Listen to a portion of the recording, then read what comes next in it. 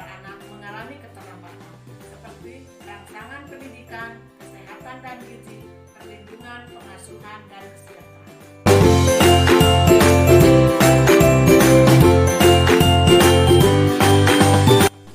Permasalahan yang dihadapi yang pertama adalah masih kurangnya GTK PAUD memahami kurikulum Merdeka dan pembelajaran berprestasi. Yang kedua, pemahaman orang tua memasukkan anaknya ke PAUD ingin cepat bisa membaca, menulis, dan berhitung. Dan yang ketiga, guru masih terpaku dalam penggunaan media pembelajaran terbatas pada LKS yang dikemas dalam bentuk buku tematik.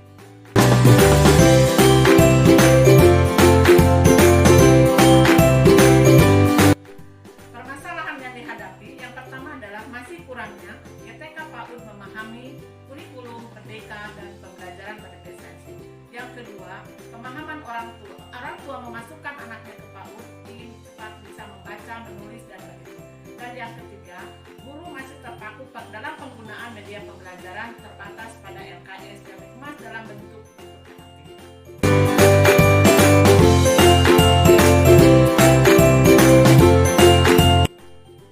Tantangan yang dihadapi yang pertama, kualifikasi dan kompetensi guru yang beragam. Dua, pemahaman orang tua terhadap pembelajaran yang ada di PAUD.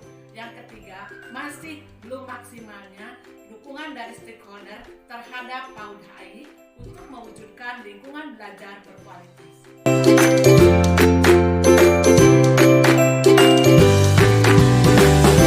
Strategi pemecahan masalah ini, penilik mencoba dengan menggunakan strategi moringasi, pembimbingan terhadap GTK PAUD dalam implementasi kurikulum Merdeka melalui kegiatan pembelajaran berdiferensiasi.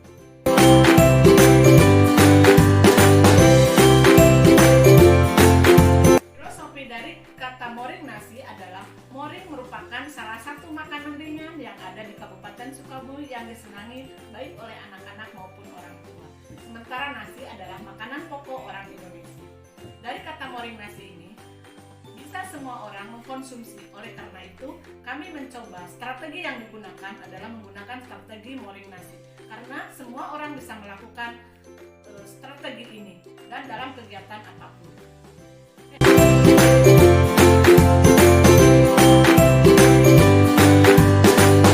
Langkah-langkah pembimbingan moring nasi adalah sebagai berikut. Yang pertama, perencanaan. Yang kedua, pelaksanaan. Pelaksanaan dibagi dua, yaitu secara daring dan luring, dan yang ketiga adalah evaluasi.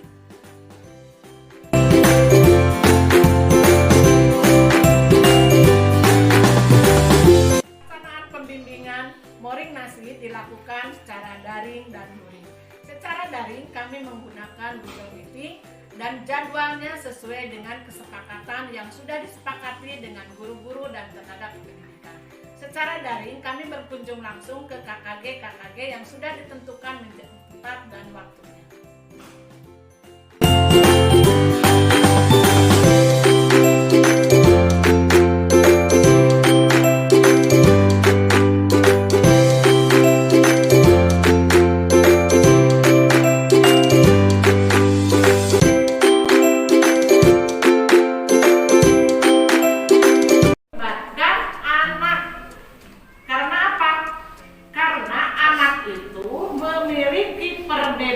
Perbedaan ya. Di antaranya karakteristik perkembangan anak yang berbeda.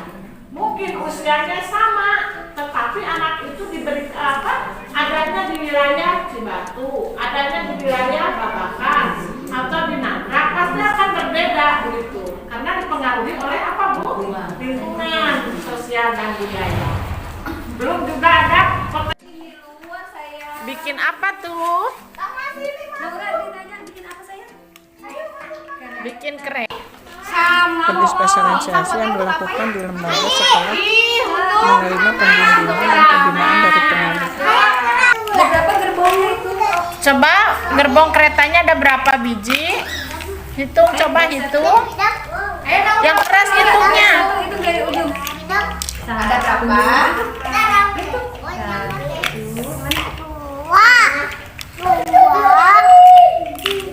Ada berapa? Tiga. Wah, itu sama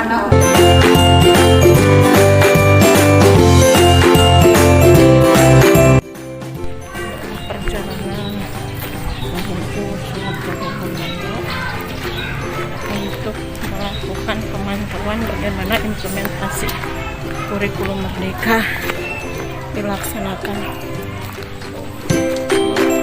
lembaga binaan.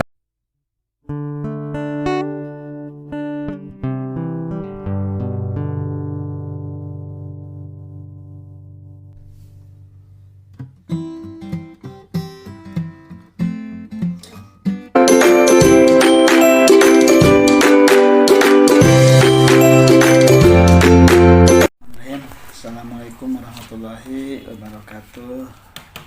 Pagi Ibu, alhamdulillah setelah saya mendapat informasi dan melihat tentunya di lapangan apa yang telah dikerjakan oleh salah seorang atau penilik ya, yang kebetulan bertugas di Kecamatan Cisaat. Ada sebuah strategi inovasi tentang strategi yang dilakukan dalam rangka pembinaan terhadap pendidik dan tenaga pendidik di kecamatan tersebut. Saya melihat efektif dengan pola Moring nasi ya. Kesimpulan dari pelaksanaan kegiatan pembimbingan moring nasi adalah: 1. Meningkatkan jumlah peserta didik yang ada di lembaga-lembaga PAUD.